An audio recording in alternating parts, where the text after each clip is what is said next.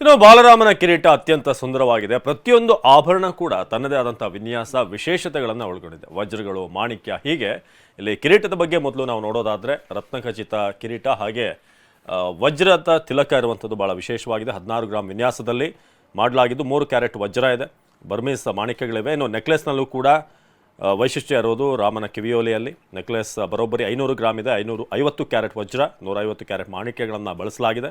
380 carrot ಪಚ್ಚೆಗಳನ್ನು ಬಳಸಿ ನೆಕ್ಲೆಸನ್ನು ವಿನ್ಯಾಸಗೊಳಿಸಿದ್ದಾರೆ.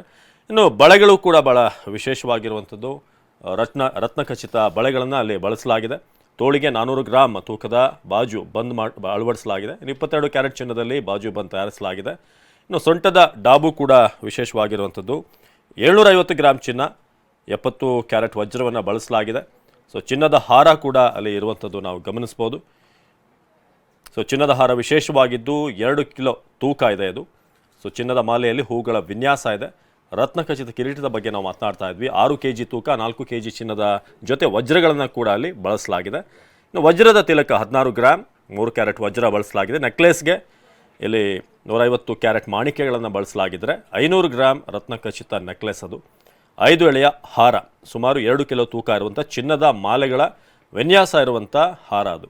ಇನ್ನು ಬಳೆಗಳ ಬಗ್ಗೆ ನಾವು ಆಗಲೇ ಹೇಳ್ತಾ ಇದ್ವಿ. ಬಳೆಗಳ ವಿಶೇಷ 400 ಗ್ರಾಮ್ ತೂಕ ಇರುವಂಥ ಬಳೆ, 2 ರತ್ನಖಚಿತ ಬಳೆಗಳು, ಸುಮಾರು 850 ಗ್ರಾಮ್ ಇದೆ. 100 ಕ್ಯಾರೆಟ್ ವಜ್ರಗಳು, 320 ಕ್ಯಾರೆಟ್ ಮಾಣಿಕ್ಯಗಳು, ಪಚ್ಚೆಗಳಿಂದ ವಿನ್ಯಾಸ ಮಾಡಲಾಗಿದೆ.